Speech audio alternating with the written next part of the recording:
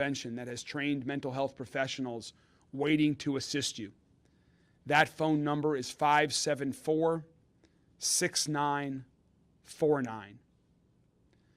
Additional beyond those resources, JCPS Day, we know that there are families across our city that are struggling with hunger, with lack of food right now as a result of SNAP benefits being cut off, other issues in this challenging time. If you are in need of food today, if your kids are in need of food today because they are not in school, please reach out to Dare to Care at 966-3821. 966-3821. And also, as the governor just announced, we're not going to go over everything that the governor just provided in his briefing that he just made from Frankfurt. He is now headed towards Louisville to join Congressman McGarvey and me here shortly. We will not repeat everything, but I do want folks to know that we are working with Governor Beshear and his team on the relief fund for families of victims of this. We've had an outpouring of support already from local companies, local foundations, and individuals to ask what they can do to help. And so we're going to all partner on this together to support them. That's the Team Kentucky, Team KY Emergency Relief Fund.ky.gov.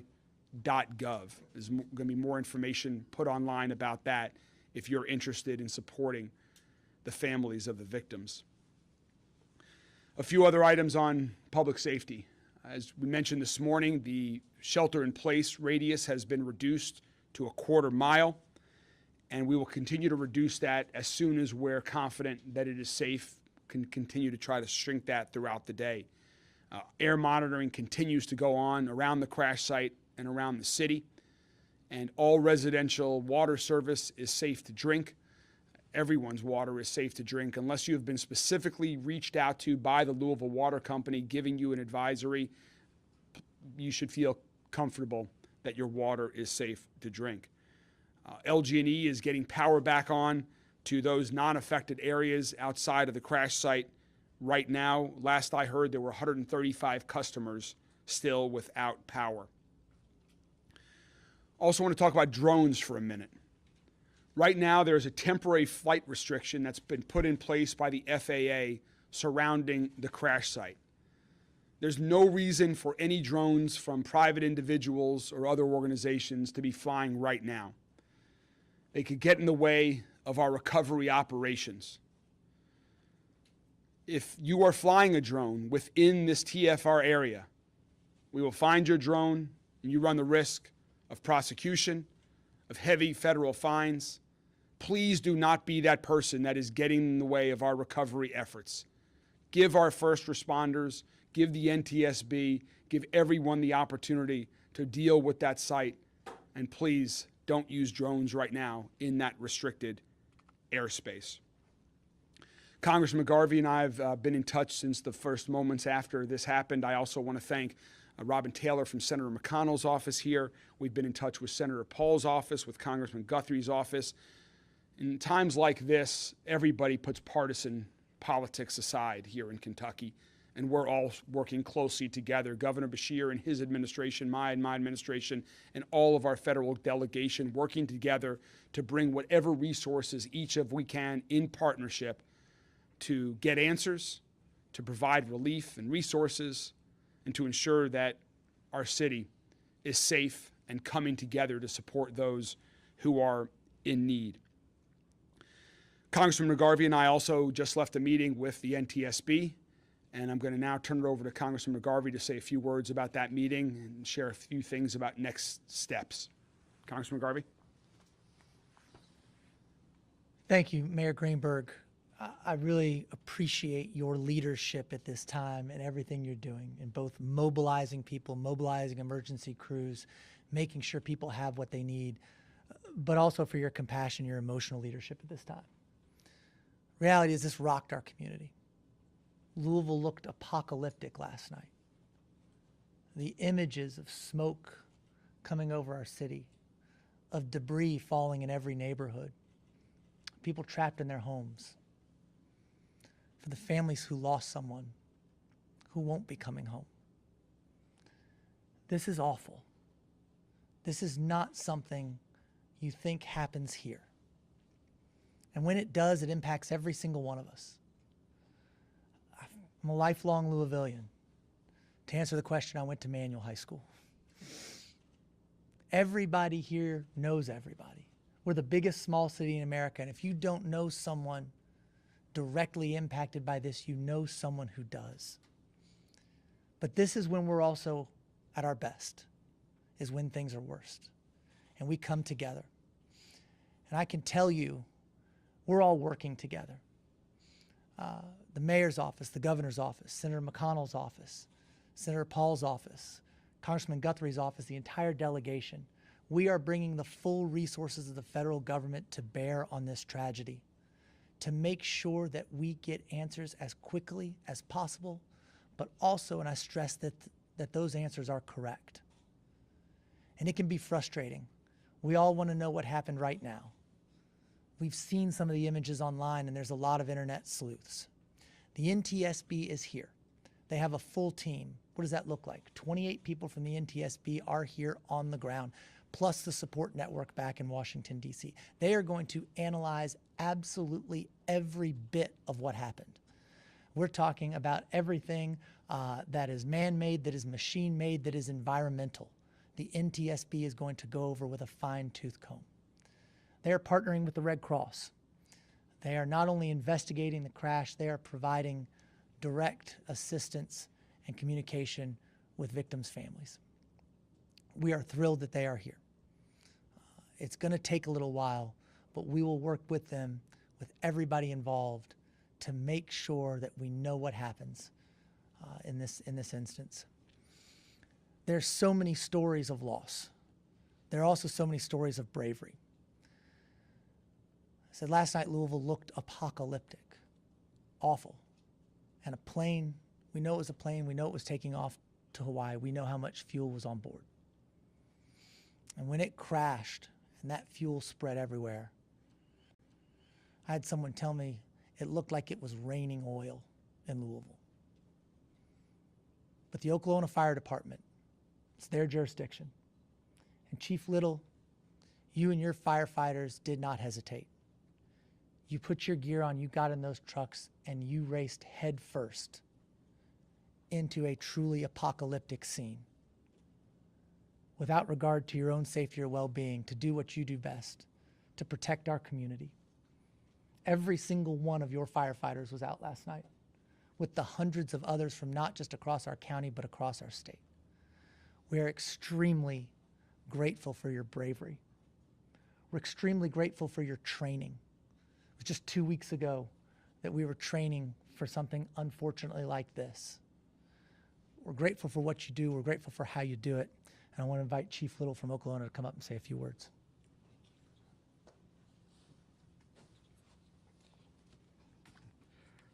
I'd like to say good afternoon to everyone, give you a brief statement and update about our situation. Last night, about 5 o'clock, shortly thereafter, we were dispatched on a explosion. Shortly thereafter, we were informed that it was a plane crash. And as the governor pointed out, just about 2 weeks ago, we did train with Louisville Fire, along with the Airport Authority. This is something that we do annually.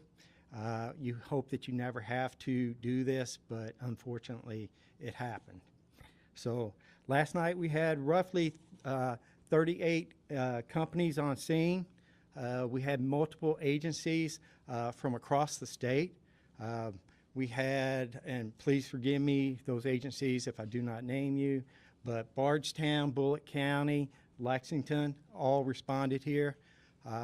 We worked with MetroSafe, Louisville Metro EMS, Louisville PD, and all the county fire departments across our county here. They were all represented. So we had roughly 30 ambulances here last night. And today we've downscaled tremendously. We currently have 4 engines, 4 trucks, 2 ambulances on scene.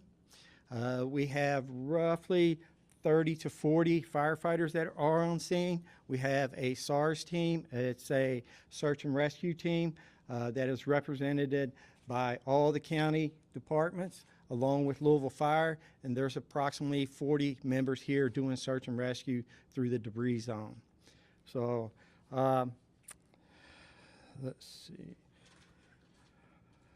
So we are currently working with NTSB. We have some hot spots that are out there that we're trying to, some of them we're going to let burn. They're so insignificant right now, but as they flare up, we will extinguish them. One of the issues that we are currently having is the size of the debris zone and actually getting our apparatus there. So, yeah. Okay. I'll turn it back over to the mayor. Just a couple. Thank you very much, Chief. A couple final comments, and then we'll open it up to questions from members of the media. First, we'll continue to stay at this 24/7 as long as necessary. All of us are working on this as well as our respective teams that are out there. I think my last call with the governor last night was around midnight. First one at 5:45 this morning, and our teams are just going above and beyond. And so just want to say thankful to every one of the first responders, Chief Little, thanks to you and the entire team. So we will continue to keep you all updated with additional information as we know it. But for right now, that's the information that we have. As Congressman McGarvey said, I think it was Congressman McGarvey said that NTSB, we hope, will have a briefing later this afternoon. We'll be providing some more briefing after the governor arrives in a few hours when we have even more information. Then the final thing I wanted to mention was, I know there's a lot of questions about who are the victims that have tragically perished in this crash. The coroner, the Jefferson County coroner has been at the scene, is back at the scene today. They are the ones that confirm the identities of the victims and are the ones that provide that information. And as soon as we have that, we will amplify the information that the coroners are able to provide as soon as they make these identifications. And with that, we will open it up to questions from members of the media. Can the chief tell us how long the search and recovery part of this incident will go on for? How long are you going to stay out there looking for victims? If you could repeat the question.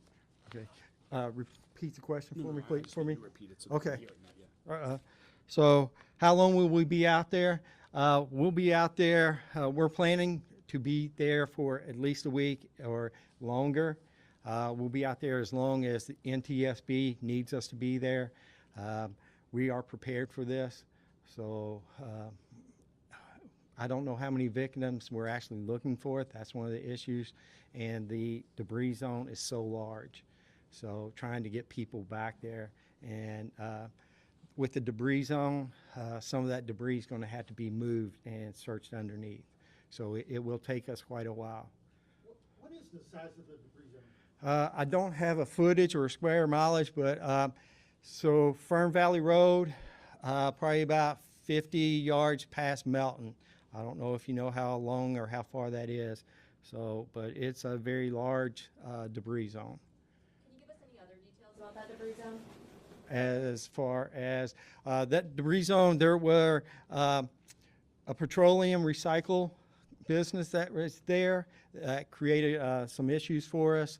The oil that was stored there came across the roadways, got into the waterways. LMSD's on scene taking care of that. The other businesses, there were some businesses where you could go and pull apart from scrap vehicles. So large semis that are in there and multiple vehicles. So a lot of scrap metal as well. So Do you know how an approximate number of people who are still unaccounted for? I do not. We have not.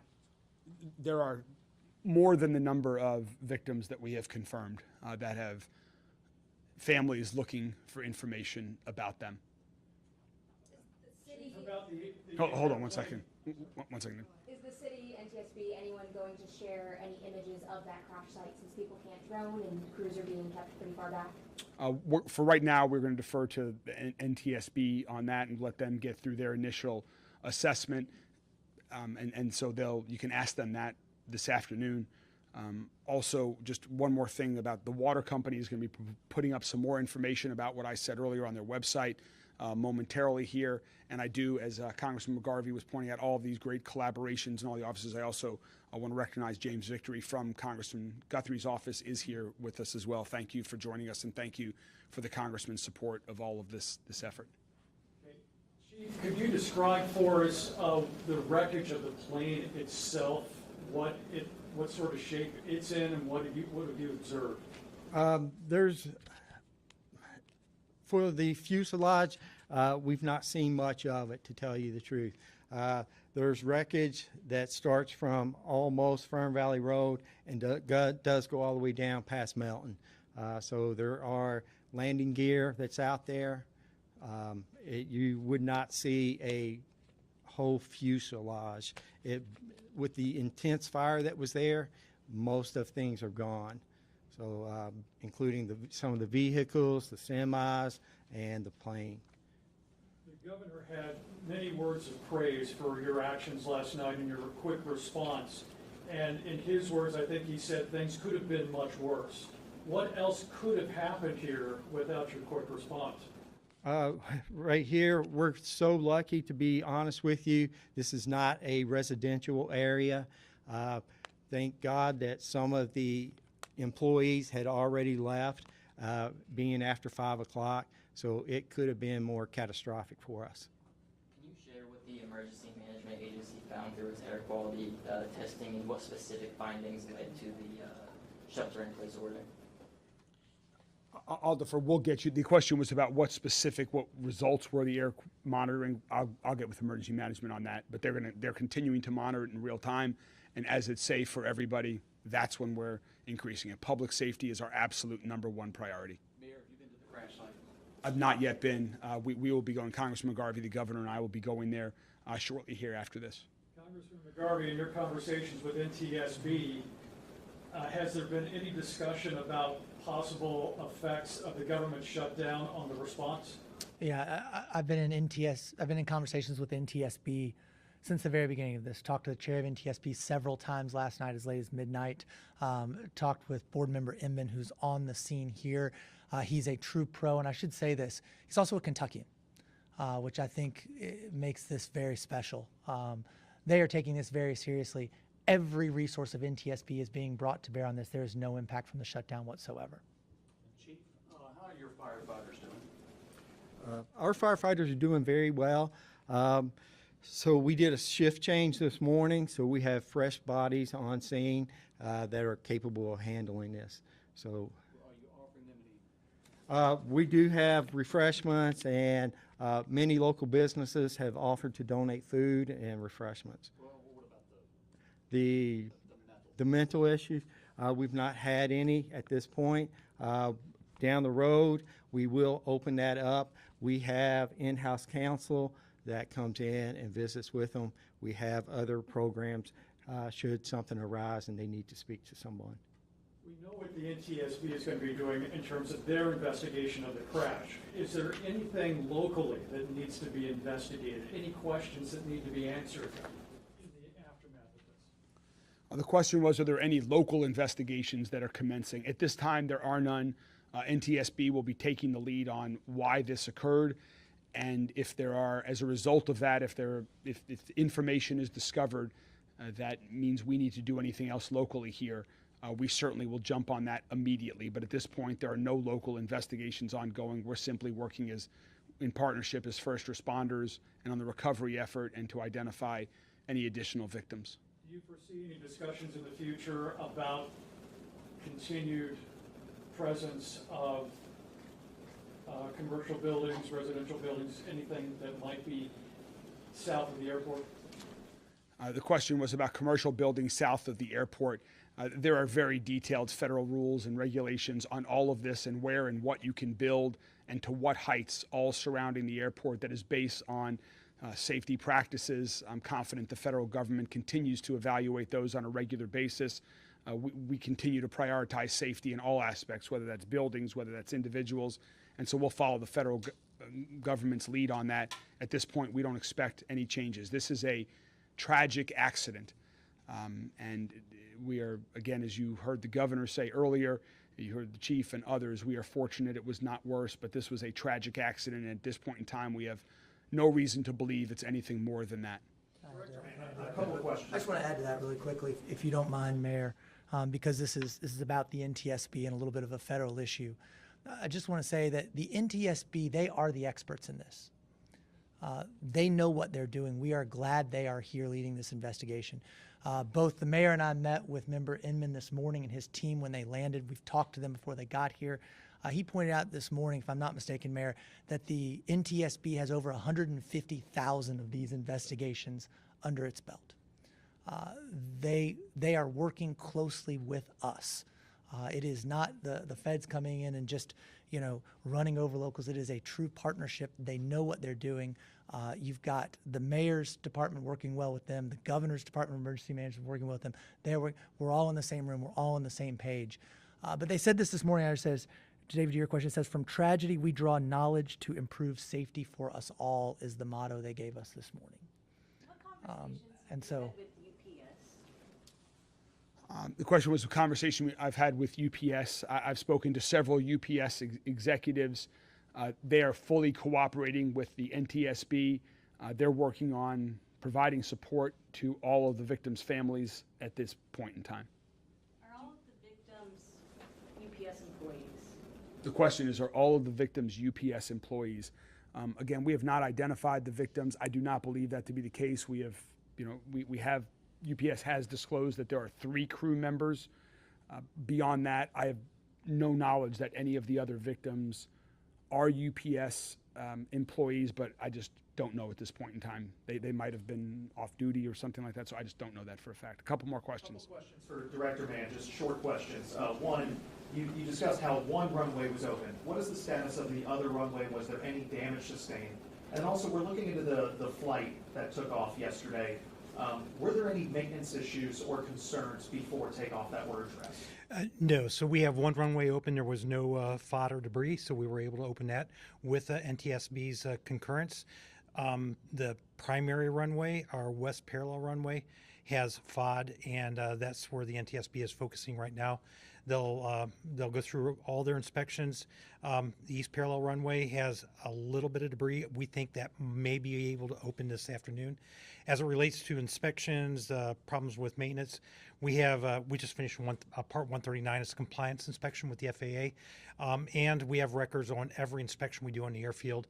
I think within an hour prior to that flight, our ops team had been out there and done an inspection, and everything was fine. So from a maintenance perspective, it looks good. As it relates to damage to the airfield, there's debris. There's some minor problems in the grass and the safety areas. The physical pavement is in fine shape right now. So it will open as soon as we have clearance from the NTSB to do so. Again, that takes some time. We have the one runway. We think we'll have the second one open, but we can operate fine with the parallel runway, with especially the air carrier traffic. All right, we will provide an update on when our next briefing is later this afternoon, and we thank you all very much. We'll continue to keep the entire community updated as soon as we have additional new information. Thank you all very much, and God bless everyone here in Louisville and around the region. These are tough times. We will get through it together. Thank you.